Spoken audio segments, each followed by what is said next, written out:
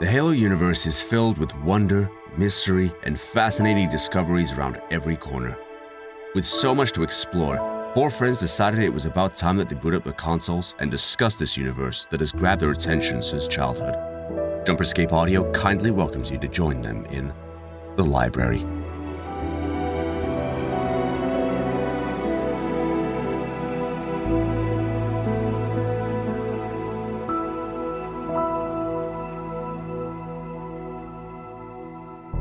Holy shit, you found another... Welcome to the library, ladies and gentlemen.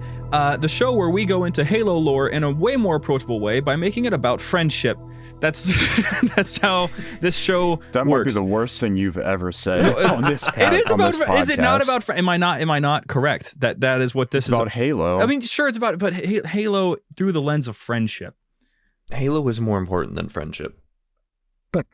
Okay, well, he is one person. He does not speak for all. Oh, man. So, today is a special episode, aside from the fact that we get to talk about ODSTs, and I'm semi-completely obsessed over ODSTs and their whole shtick. Today, we have very special guests on with us today. We have Josh and Anthony from the production of November Black, an ODST short film.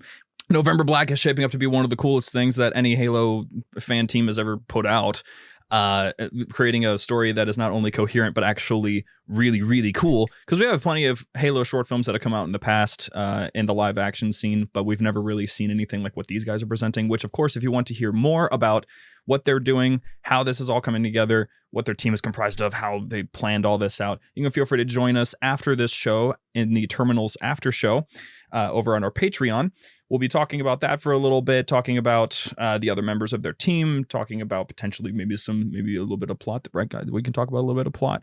I don't know. Who knows? But if you're interested in that conversation, you can feel free to join us over on our Patreon. But for now, with the assistance of two authentic, real ODSTs, we're going to be talking about the Orbital Drop Shock Troopers of the UNSC, informally referred to as Hell Jumpers. So back on with the actual the goal of today's episode with ODSTs. Speaking of things that were kind of jank, the start of the ODSTs is actually probably one of the most fascinating parts of their overall story.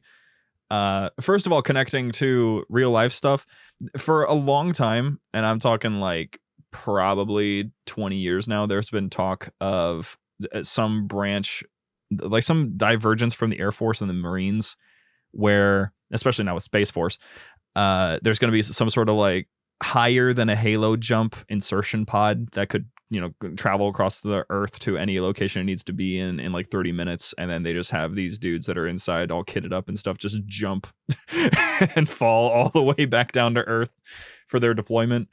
And it's like, I'm down. Like I'll like I'm looking at him like, yeah, sure. I mean, I would never want this to happen to me. I would never want to see that, and they're after me. But like, I would love to see a demonstration, like in one of those veteran celebrations that they have occasionally. You just get some people that are like, are those a couple dots in the distance? No, those are entire human beings that are falling from space. Because we're talking like I could launch from whatever airstrip I'm in the U.S., fly across the planet, across borders in 30 minutes, and then deploy in North Korea. Like I guess comparatively, that's pretty instant. It's really quick. Like that's really fast. Also, along with what he was saying, how sci-fi, like what people are growing up with, is influencing how people are making things in real life now. That's like with Elon Musk, when he made his rocket, it was influenced by The Dictator, because in The Dictator is like, it's supposed to be more pointy, and so they made the rocket more pointy, even though he said, like, to a certain degree, it is worse than if it was more blunt. Yeah, you said like the aerodynamics is just like a slightly worse. Yeah, it's amazing. I absolutely love that. Interesting. Which isn't the one that exploded recently. I don't know. I hope That's the pointy end. Oh, I was gonna say that would have been hilarious. It was the one that just freaking blew up. I think it was. Oh man, that's hilarious. I would love to see that sort of stuff start happening though, with like orbital insertion, just for the fun of it. I mean, there was this fun conversation that people have been. There was a petition, I think, 2 years ago actually, where we had first started getting some conversation that was like really popular about the option of orbital insertion, and people were like, okay, what's the armor the Space Force should use? ODST armor or clone trooper armor? Yes, is the only right and answer. people actually did start combining the two, and they were like, "What?" Oh, did they really? Yeah, there was like artists that were combining them before AI took their jobs. They started combining the two. That's I love the combinations of armors. It looks so nice. It's so cool. It's so neat. There's probably still images floating around out there. I would definitely look into them because they look so incredible. And if we had a visual representation of this podcast, I would show it here. But I didn't have that in the works when we worked together to make this happen. So it's not going to happen. You'll have to just look it up for yourself, what worked Timmy. surprisingly well? The ODST armor with a Mando helmet. I have seen that. I what was the guy's name? I want to say that I've seen the guy who did that. I mean, I did with my toys, and then before Mandalorian came out, and then Mandalorian popularized it. But yeah, I have my 1/6 scale ODST with a Mando helmet, and it Yeah, my gosh. yeah, the Boba Fett helmet, and it works so well. That sounds like it actually does look incredible. I've seen a lot Yeah, of your they're stuff. like so proportioned really well for each other. that's good. I mean, they probably are following similar scaling, thankfully, so that probably does help a lot. That's good though. I think though, like getting back to like the tactical side of ODST, like they're basically though like the futuristic paratrooper. Actually, that's exactly what it is. If you're talking about lore, that's exactly what they are. Because the funniest part about it is that their roots were from paratroopers in the 20th and 21st century, and then the United Nations created the first concept of the ODST in 2129, which was basically like they could jump from high places, and they had jump jets. So it's kind of like the jetpack in Halo Reach. They kind of like the bullfrogs, basically. They would jump out of whatever aircraft they were in at the time, really high up in the air, and then just use jetpacks to land without breaking their legs or lose their lives. And that started in growing the interest in, hey, let's make this more effective, a little bit more intense, fast. We need it faster. We need it so that our guys can bring in all of their equipment without having to weigh themselves down. So 2163 was when the UNSC Marine Corps and the UNSC itself started to sort of become its own entity. And they started sort of developing the concept of the pod at that point, but the ODSTs were stuck in sort of a political spiral, and so people didn't really know if they wanted to have the concept of, at any point you could just have somebody drop on your house and just take you out. Could you imagine, like, in today's climate, if the government was like, yeah, we can just like land in your house in 15 minutes. We can have a full platoon of That's dudes terrifying. just pull up. That's such a terrifying thought. And you wouldn't even see them because they're in freaking space. So you wouldn't. Hey, look, a shooting star. It's getting bigger. In the trailer, the We Are ODST trailer, when they're jumping. Yeah. That's actually from today. When you land in a parachute, you're supposed to land, you like roll to your side. Oh, wow. Them jumping down, as a modern paratrooper, you actually have to do that over and over and over and over and over again, just jumping off a box. Because if not, you'll break your leg. I mean, yeah, I've gotten a lot of stories. My grandfather was he was a candidate for the pararescue.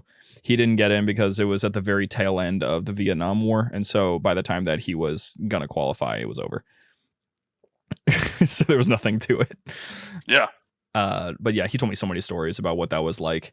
And it's wild to just be like, it sounds so mundane, but it's also so important. And it's getting harder. Because when you fight, so I'm allowed to talk about the Ukraine war, right?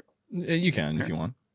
The Russians actually. So like a lot of things paratroopers do is they get in and they take high value like targets like airfields and stuff out of commission, and they hold them. Usually, what they do is they hold them so that they can use those airfields for friendly forces later. Gotcha.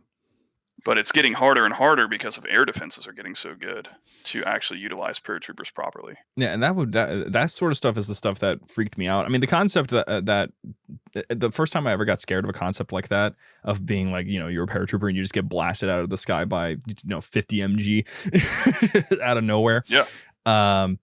Surprisingly enough, when I was a kid playing, what was it called, Medal of Honor Airborne. Yes, I remember that vividly. Was just about to go there. So good, such a good game. What aircraft is that? C-40s? The key locations that you would land were like marked with green smoke, and every time like if you landed somewhere where there was like green smoke and you got like a perfect landing, you'd get rewarded with like a rifle scope or like a round drum for your Thompson or something like that. No, that game was lit, dude. And that's backwards compatible. I actually played that a few weeks back. It's so good. I just remember the guys like waiting to jump and they were just getting schwacked by flak. Yeah. If you go anywhere off the mark, you risk getting yourself blasted out of the sky. It happens. It's awful. It's good. It's really, really good. I always appreciated Medal of Honor and its attempt to try to maintain as much realism while adding cinematic qualities to it, but it's so good. Brian, a while ago you wanted to say something. Yeah, it's just the logistically, you're talking about how it's hard now to use paratroopers more effectively because of how good air defenses are. With something like the ODSTs, if we were able to develop something like the pod, I feel like the drop pod that would get them in as fast, even if it's somewhere close to as fast as it is in the game, I know we're gonna have to do some sort of inertial dampening in order to keep people from just becoming pulp when they hit the ground. Soup. Yeah, exactly. Because even stopping fast can kill you. That's if we can somehow figure out how to get somewhere close to that speed, the pods are going to be as terrifying as the person who comes out of it. With what you guys were saying, someone just drops into your house, from orbit, a pod coming out, half your house is going to be obliterated. It can't burn up, and it has to be able to stop without killing you. Right. Yep. That would be an insane, technical thing to overcome, but if it works, the pod is going to be terrifying. Mm-hmm. But also cool. It's a scary thing. Malfunctions, the door doesn't open. Oh man, that one I remember. That's probably why they wanted to bring up it's a tutorial thing, but it also probably did help a lot in the whole asking questions department, is that intro for ODST where you have to use the emergency release to get out. I was gonna say I loved that plot element in Halo 3 ODST. The fun thing about the ODSTs, though, especially in the early thing, was after they became such a political thing, they did not make any form of advancement for 300 years. Yeah, ODSTs were a very new thing. They were just not used. But the first time that they were actually used for the first time in a long time as an actual major military element was 2490, which was when the insurrectionists became a problem. So they were using pretty much, they would take the best of the best of the best and turn them into better, give them these new designations. They have their own special ranking systems and all of that, and then give them the highest tech that the UNSC could offer, basically providing them with all of the technology to completely cheese the enemy. And they started just throwing them at the insurrection because they were the most effective at taking them down. Their armor was slightly inspired off of the stuff that was happening with Spartans, because their armor is somewhat similar, and same thing goes for the fact that ODSTs are a little juiced. They got a little bit of juicing going on. Yeah, they got a little bit of enhancements from the Orion program, right? Yeah. That kind of leads into a question I have. It might be jumping ahead a little bit, but what, I mean, using Buck as an example, how did the transition from ODST to Spartan, how did that happen? It's honestly not that complicated. Is it a rank thing? Was there anything else involved in that? Spartans carry. What's up? June kept asking to recruit him into it. He's just harassing Buck. Yeah, he did. Just constantly blowing up his cell phone. Hey. But the general thing with the transition for Spartan 4s, since that's kind of looping in the entirety of Spartan 4s, they were taking in adults by that point, obviously, and they kind of the simplest answer for it is that they had found a way to streamline the process so that any grown adult could become a Spartan, thus taking out the factor of child indoctrination. They would pretty much just juice them up, given these super serum setups that were more safe for adults to take. Because if you were to take the Spartan 2 serum, for example, you had to grow into it. If you tried to take it sooner, your body would just kind of shut down. And of course, that's important to be able to have that, because if you don't have the serum, you're not going to be able to use the armor. I don't know if the Mjolnir armor is still the same as it was before, but before, if you didn't have the super soldier serum that would enhance your reflexes and your body, then the armor would move so fast, then it would kill you. They would just literally mangle your body and the armor. So I don't know if that's still a problem, Sick. but ODSTs, when they were given the option to join up, they were just trying to bolster the Spartan 4 forces, considering how Spartan 4s are. I mean, if we're being real, they're just slightly better ODSTs with shields. Well, isn't the ultimate goal of the UNSC is to have its entire infantry be basically a version of a Spartan? They want all of their soldiers juiced, yeah. Which that plays into, I believe, with Halo 4 and 5.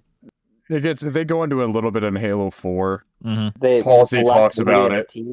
Yeah, the lack of ODST is because majority of the ODST after the Covenant War just became Spartans. Upgraded to Spartans. Yeah, that if they checks didn't out. retire from the mere offer. Right. I forget what Halo. It might have been 4 where Halsey was talking about the Spartan program being the destiny of the human species.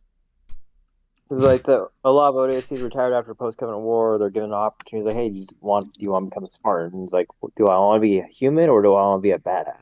Yeah, and although for the ODSTs, it was more like, am I still morally against Spartans?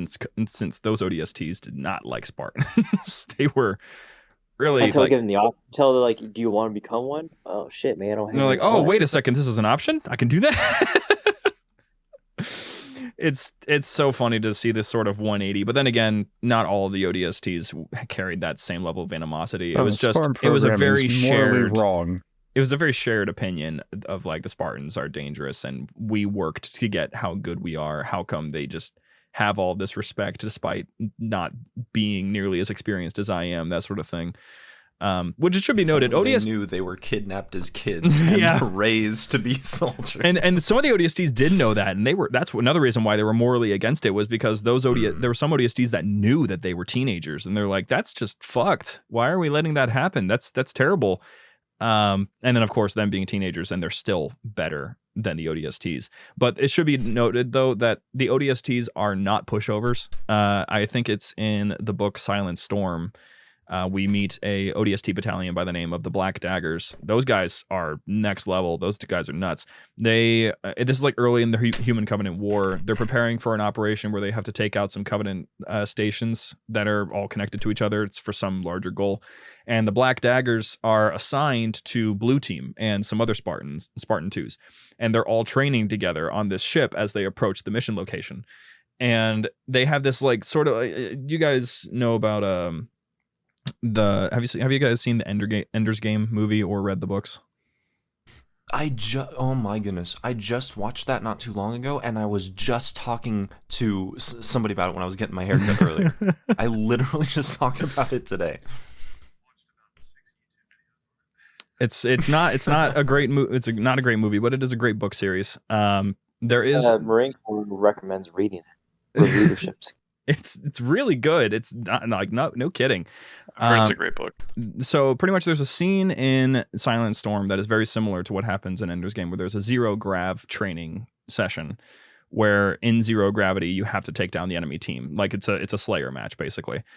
So you have like a team of ODSTs versus Blue Team, and obviously for the first like 20 games they're winning every time, but the ODSTs never once back down. They keep on saying, we're going to go again. Eventually the ODSTs start going on a winning streak. They start absolutely dominating Blue Team.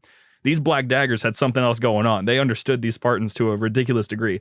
And that's why, even though Spartans were coming in to replace them, ODSTs maintained the respect factor, because they were actually good at what they did just off of natural instinct and skill.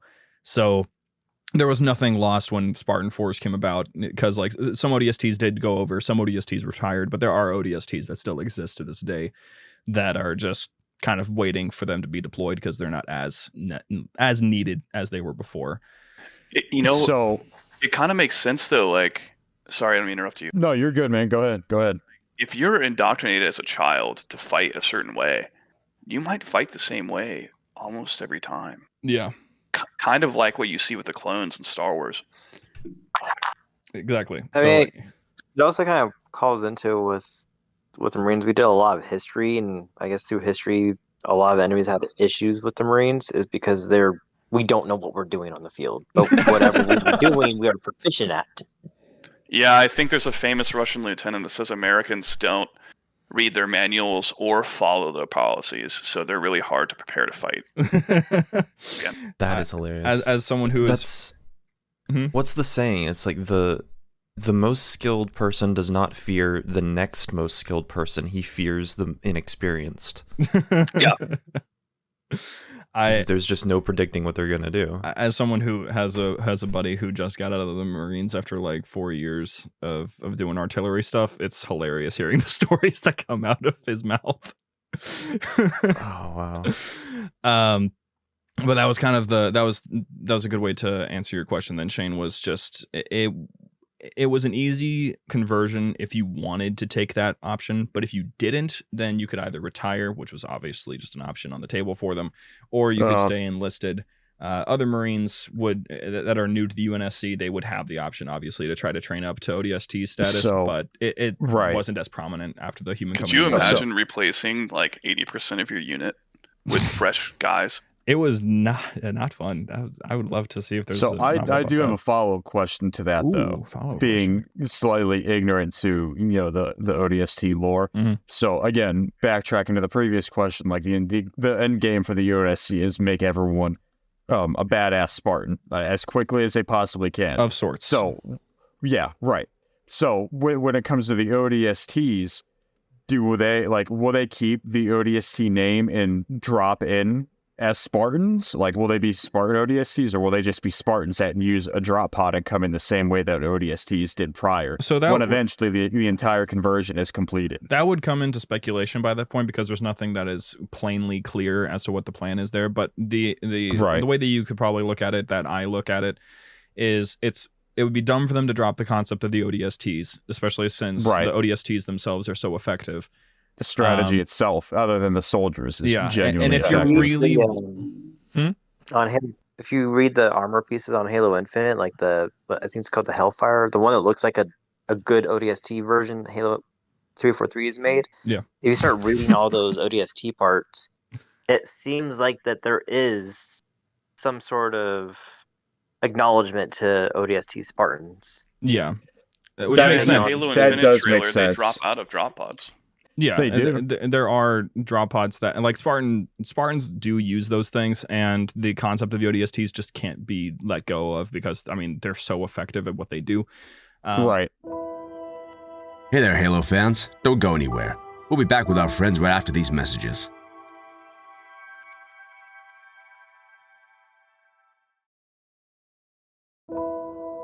The thing that will primarily change, what I'm thinking, is if there are ODSTs that are making the switch to Spartans, or new recruits are going into whatever it might be that could be the conglomeration of Spartans and ODSTs as its own little branch. ODSTs already get juiced as it is. Like, every soldier in the UNSC gets juiced, but like Marines get a smaller dose. The ODSTs get a completely different dose that still gives them. Wait, every soldier in the UNSC is juiced. Yeah, in a different way. I did not know that. Sign me up. Yeah, did not know that. Yeah. Like I obviously I didn't expect some random grunt to get the same amount as someone like the Master Chief, but like I didn't know, like, in general. Yeah, because like every single soldier was completely juiced. Yeah, Spartans get a special formula that is designed for their specific body. ODSTs get a special uniform mixture of various stimulants and such that get mixed in and are sort of mixed in the eggs. Yeah. Raw eggs. And then Marines, they get like I don't know, maybe they get a little Adderall or something. I mean, I would imagine in the future, like, they probably regulate their diet and everything. Yeah, and this isn't like completely different because I mean I've heard a lot of things about like how many shots you're required to take when you enter into service. Yeah. That does make, looking back on it, that does make sense too, because during the games, there's no reason some average Joe Schmo 5'11" Marine should be able to punch a brute in the gut and kill him and flip a warthog. So it checks out that they have some type of, like, it's exaggerated for the games, of course, augmentations. but they do have a form, like a slightest bit of augmentation to make them more effective in the field. So then it's mostly geared towards things like stamina and stuff, so you can run farther. Yeah. Someday I learn something new. I learn something new every week. So I would Not join know that. them. If you propaganda, it's like join us and you get juice for free. I'll join. I mean, Oh, sure. yeah, but there's like they leave out the fact there's fucking aliens everywhere. it's like the UNSC propaganda poster that's like today, tomorrow, forever. What they're referring to is not your service. They're referring to how long you'll be juiced. forever. You know what? Things are starting to add up. It all makes sense now. I'm just trying to be lore accurate when I do these roids. Exactly. Yeah, I'm just trying to be an ODST in the future. It's just the way that I'm being supportive. I'm supporting scientific growth. I'm going to join up until that's my drill sergeant. Like, no context.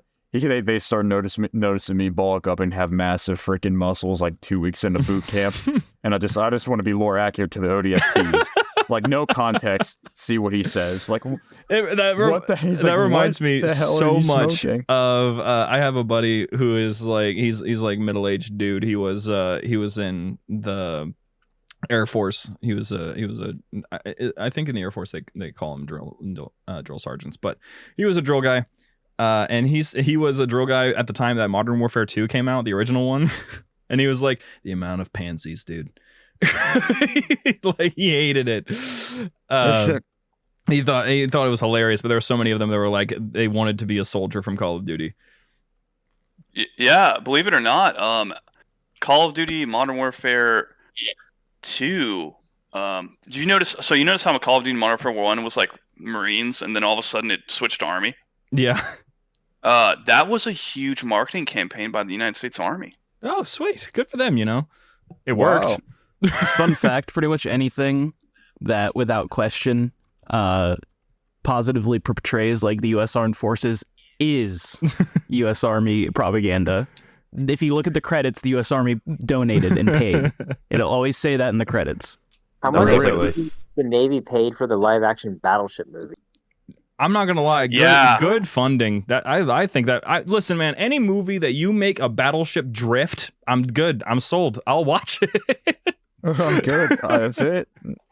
How do you involve? And that was like with Top Gun. They got the Navy got an insane amount of applicants, and people joined up to the Navy because of Top Gun. Yep, That that was checks that was out. that was I why wanted my to be a Middle fighter East buddy pilot. did it. That's the only way you get access to like actual U.S. Army like hardware, like tanks and planes and weapons, and You like, know what? you have to. The funny thing is, too, I remember, like, it's so wild that this comes up, because, I mean, obviously it's outdated, but I remember reading there was a huge spike in field medics that signed up after Hacksaw Ridge came out. Oh yeah. If you guys have ever seen I know Hacksaw Ridge Yep, is like yep. a World War II movie, but I read somewhere that there was another spike in, sign-ups and specifically field medics after watching Hacksaw Ridge. Media works, man. There's a reason why. I mean, and it's funny. People No, could be like, definitely, "Why are we getting off definitely. topic?" We're not. UNSC propaganda exists. No, it sure does. There's actually this is one of my favorite theories I've ever heard is that the Halo franchise is canon. That's scary. Like it's a That's game terrifying. series. Like it's a game series that was developed by the Office of Naval Intelligence to get children to sign up for the UNSC when they grow up. Oh my god. Oh, I actually wow. like that. Yeah, The Space Force. The Space That's the Force best is the starting conspiracy theory point. I've heard in a long time. I'm like, oh my gosh, because like the stories that they're telling are supposed to be real, but they're slightly altered to make it sound like kind of like with Hunt the Truth, how Halo 2's events did happen, but it was much more brutal than what the games showed. Yeah. That sort of thing. People are like, wait, why is it different? Why is it different than the real story? What happened? And so people are like, it's the freaking Office, dude. They're trying to make it so that I sign up for the UNSC and it's working. Yeah. So there's plenty of that, and ODSTs were all over propaganda, especially after what happened in 2526, which everyone knows what happened in 2526 because I'm assuming everyone here has watched Forward Unto Dawn, the Halo 4 miniseries. Such a good movie. It's really good. It's really good. And Yeah, a certain show on HBO should take notes. The whole quick reaction force of ODSTs got basically slaughtered. Yeah, that was fun. They're dropping it. You're getting all hyper, like ODST, and then 7-foot tall, massive alien with a sword that is half the length of his body, and you just there goes the ODST. You don't see him no more. Maybe we shouldn't drop right on top of them. Let's drop like 100 meters out. What was the thing that they had talked about earlier in that movie about dropping in behind enemy lines? When I they did just kind of drop right there. when Chief found Lasky and They were his getting squad, shot at immediately. They were Chief was talking about the survivors, and he was like on the base, and she was like, no, on the planet. I'm like, oh my god, That's like, brutal. Holy shit. Yeah. Oh, it's What are the odds that a heavily guarded military school for recruiting is like the last place that they have wonder? Kind of getting off track. Did the Covenant find that base, the camp and the base by accident, or was that like intentionally targeted? So the Either attack, one would make sense. Yeah, the attack for Corbilo Academy, as far as I'm aware, when it was attacked, it was likely on accident because it was That checks out. Yeah, because The it was Covenant basically like had a tendency to the find Covenant- humanity by when accident. the Covenant found humanity, they sort of just started pulling up to as many planets as they possibly could. There was no goal in mind aside from just try to scare humans into submission, basically, which almost worked, but not quite. So there isn't really a clear reason as to why the Covenant attacked the base, but it is pretty easy to assume that it was just part of the Covenant's blitzkrieg that they did. Do you remember the name of the program they used to basically like go around and wipe all of the nav data off of like all the ships, including like Coal privatized protocol. ships? Coal protocol. Coal, yeah, was it coal? Coal protocol. Yeah, so they had a hard time figuring out where shit was. Yeah, and that was the best part was they just started pulling up to places because they had no idea where to go. They did wipe out a good like 600 human planets though. So, on one hand Also, we did it. On the other hand, damn. Damn. I'm forgetting the years. What year did Harvest happen compared to Forward Unto Dawn? 25, 25, 25, 26. Okay, so it's entirely possible that this was another thing where they were just looking for artifacts and oops, And there's found humans, it. time to Yeah, kill them. I mean, maybe exactly what I was the thing thinking. is though is that that's less likely to have happened because of how fast the Covenant escalated the situation after the first battle, and also because like we had talked about before, it is very unlikely that they would have ever let a luminary leave leave High Charity after that. True. So it is more likely that they were just like, here's the general vicinity of where humanity is. Harvest is in the outer colonies, so given that Cercinius One thing really not Hmm? really they weren't they before the Spartans 2s, they weren't really actually like hunting down humans. They're more looking for the Promethean technology. Yeah, the artifacts. Yeah, were looking for before the they artifacts. found anything relating to humanity, their whole goal was to find Forerunner artifacts, and because it was part of their whole religious. We just so happened to be there. Because The prophets had the secret, and then it's like, oh yeah, let's wipe them out because they're a parasite. If they happen to Yeah, come across them, 'cause that was they're the looking fun for part. artifacts. because that was the fun part was that the luminaries were like they addressed humans as Forerunner artifacts because we are. So The it sheer was- fact that humanity existed contradicted the whole religion of the Covenant. Yeah. The deleted Halo 2 scene with the Arbiter and I've- Super yeah. 3 Spark. Yeah. We've talked about some of the plot, like some of the lore gaps in the past. That about would have how been a huge twist. it would have been just to address it in case you guys don't know what we're talking about here.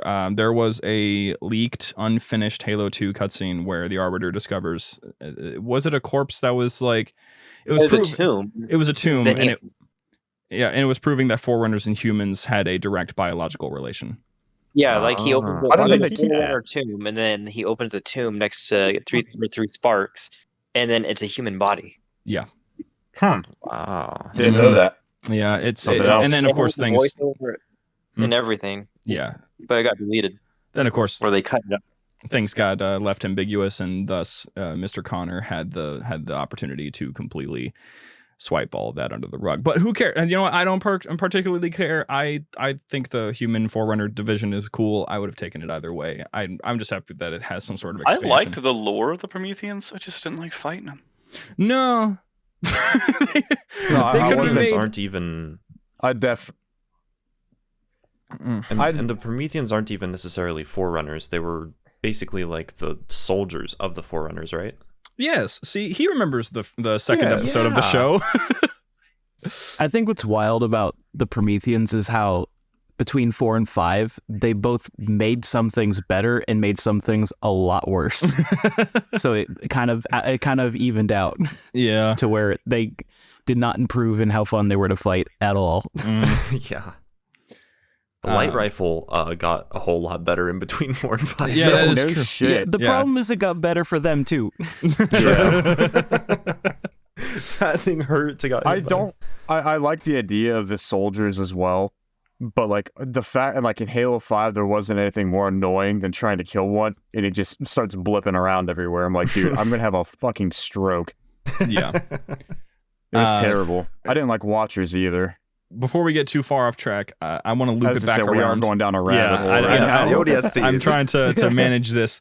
So I just wanted to bring up the notable events that have happened that included ODSTs because they've kind of been everywhere and they're really cool. First and foremost, obviously, they were on Corbulo Academy during that battle. They didn't make it very long. They probably had 30 seconds of actual field action and then died. If that. There were some moments with the Battle of Harvest and the Battle of Arcadia where they made appearances. The most important one that you could probably find that's just like, yes, ODSTs are awesome, we love these guys, would be during the events of the novel Cole Protocol, where a ship gets captured and taken to the rubble, and these ODSTs pull some wildly cool tricks to take down insurrectionists. Like, I'm talking like surviving out in space by using just the most wild techniques to make sure that you don't fly off into space. It was so cool. I highly recommend you read that novel. It's so sick. Which one was it? Cole Protocol. Okay. Cole Protocol. Yeah, that novel has probably ODSTs in their prime. I think it's probably one of the best ways to put it. It's so good. They would participate in all sorts of different battles. Other battles that are of note are things like what happened in New Jerusalem and Tribute, Ariel, all that stuff. Battle of Ariel is actually something that we address. But anyway, so... There's also a little bit more with ODSTs in the Kilo 5 trilogy. A little bit, not a little. That's just the whole plot. That's all it is. It's not like the entire plot revolves around an ODST team. But I was getting there because I'm working up chronologically, and Kilo 5 is like my after. bad. Yeah, no, it's okay. No, it's okay. I hate you, but it's okay. I was excited. No, it's okay. I hate you. I just want to talk to him. I just want to shoot him. I just want to talk to him. I just want to talk to him. I just want to shoot him. So the ODSTs, aside from all of the different battalions and all these different squads that they got formed up, because they have all sorts of different ones. They got like the 2nd Shock, they got the 7th Shock, 105th. They got all sorts of stuff. The most important ones are the ones that you see in Halo 2. That's the 7th Shock Troops to Battalion. You kind of see a combination of them with Halo 3 when the portal opens and they're fighting on the Ark. They have the 11th Marine Force Recon, which is sort of like Marines and ODSTs intermingling into one single battalion. It's really neat. And then post-war, because everything was hunky-dory after that, of course, nothing else happened that was bad. ODSTs are tasked with ensuring that things don't get out of hand again. It gets a little genocidal, but it's okay. Just a little. So talking about their freedom and wanting to resist. Yep. Yeah, exactly. The Kilo 5 trilogy is an interesting read, but totally worth it. It's so good. It's a really good trilogy.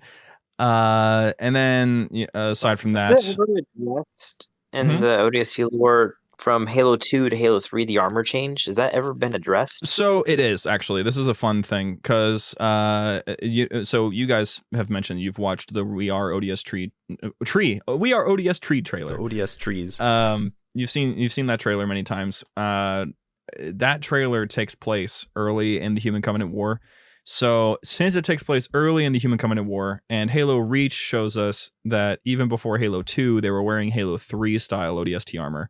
Halo 2 armor is not like an older version of ODST armor. It's just a different design. And I'm not entirely sure what the major differences are, but I can say with confidence that the style of ODST armor that is seen across, Halo Wars, Halo 3, Halo Reach, all of those games, they are all the same in of sorts. There's obviously variants and improvements that are made along the way, but the Halo 2 armor was this like special, I guess, just difference. It was really close to the concept, right? Yeah, pretty much. I've spent a lot of time looking to see what they were doing, like why they changed the design, especially since they already had a design for Halo 2. And there's really no explanation. It's even more confusing because there are ODSTs in Season 2 of Hunt the Truth, for example. And it's confirmed that in Season 2 of Hunt the Truth, which Hunt the Truth takes place in like 2556, way after the events of Halo 3, they're wearing Halo 2 armor. So like it's just like it's a different suit, I guess. It's just a different design, I'm going to assume it has different functionalities, but that's the thing with Halo. Is the art style is all over the place, and canonically, it makes it so hard for everything to make sense. To be fair, this is a less intense difference. Go with the headcanon of like on Earth or inner colonies is going to have different requirements, and that those suits are going to have the necessary stuff, and then the general suit will be what we've seen like Halo 3 is like the general ones, and then the Earth ones might be more suitable for Earth. Yeah, I just assumed that there was a design difference. Well, let's be honest. A big part of it is like graphics between. No, Yeah, 100%. That's always tough to factor in, but that's not good enough for us. We need an explanation. Damn it. Okay.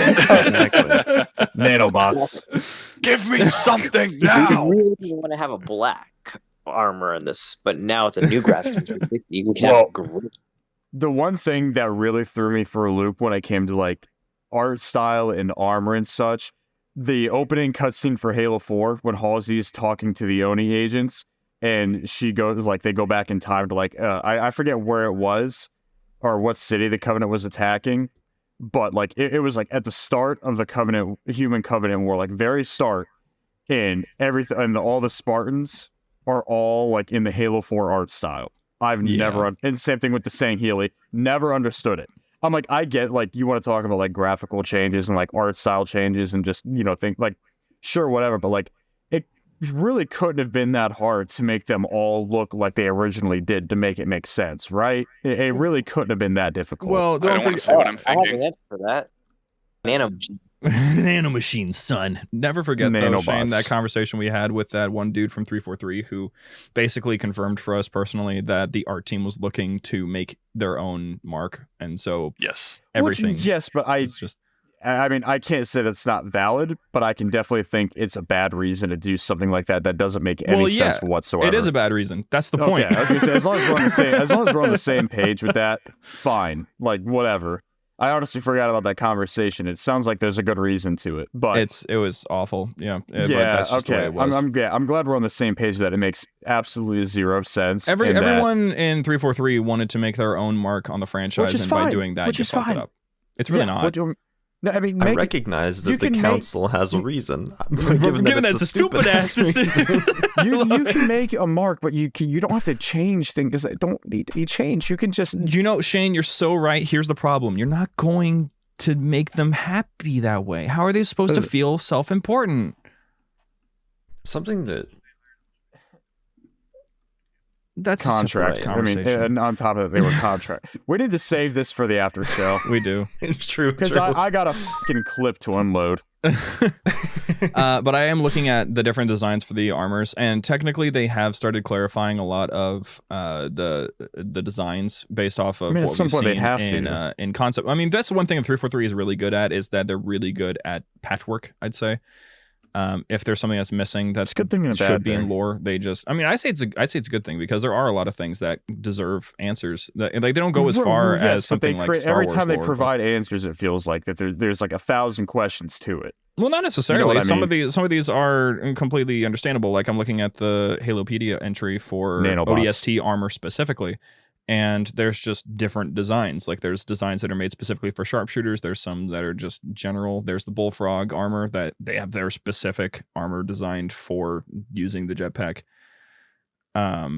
The guys from Fireteam Raven, they all use different designs of the ODST armor that's designed for different specialties. So it's just, they kind of just clarified it as they have their own different armor. Even the guys who were using the ODST armor in Halo Nightfall, yeah, they call it Nightfall because they're wearing Nightfall armor. Like it's a special Oni version of the ODST armor. They just have their own designs and designations. That makes sense, though. Yeah. Another thing that could be explained for that could be an explanation for how the armor changes as time goes on is Huragok. Yeah. They love What did you tinkering say? with everything, and this is a little bit of a spoiler for the Kilo 5 trilogy, but the armor of the ODSTs on that mission, once they met a Huragok, they were like, hey, here's our armor, upgrade it.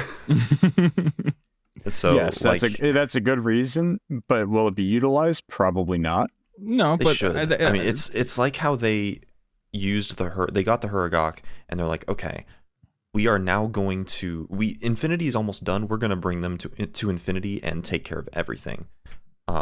So it does make sense that is a good explanation for not only the upgrades that the armor undergoes, but the constant changes to how they look.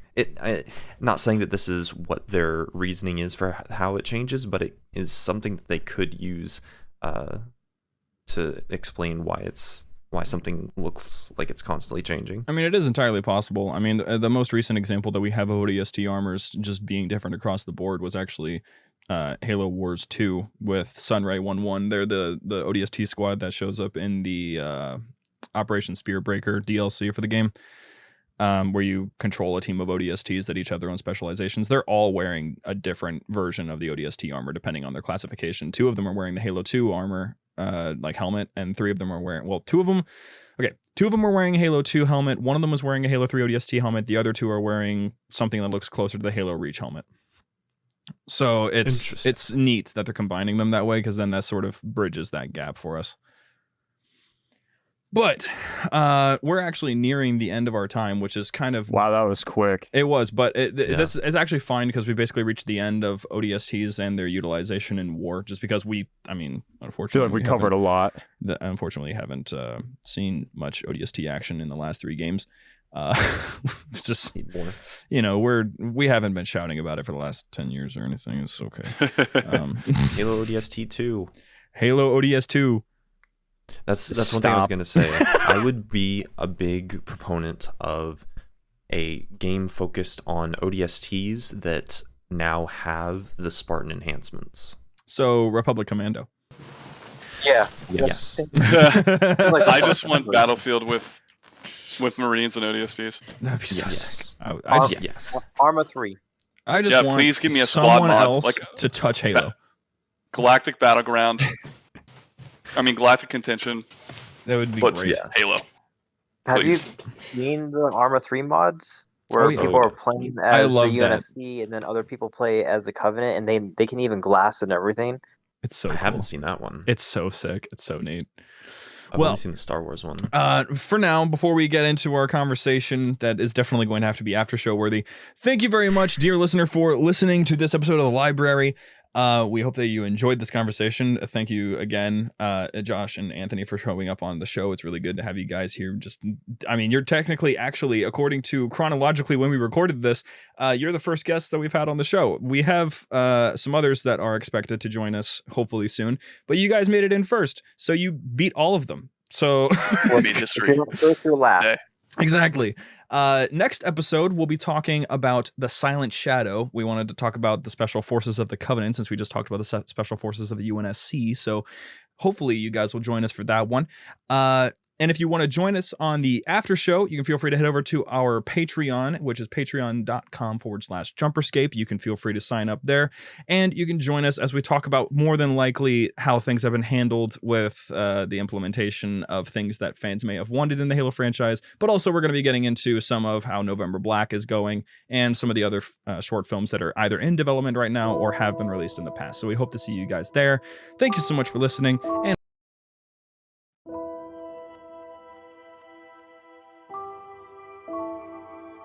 The library was produced and published by JumperScape Audio. Funding was provided by our fantastic patrons on Patreon. If you enjoy the show and wish to support JumperScape's future projects or get some sweet benefits, join our Patreon at patreon.com/JumperScape or become part of this truly special community at discord.gg/JumperScape. Thank you for your listenership, and we hope you enjoyed.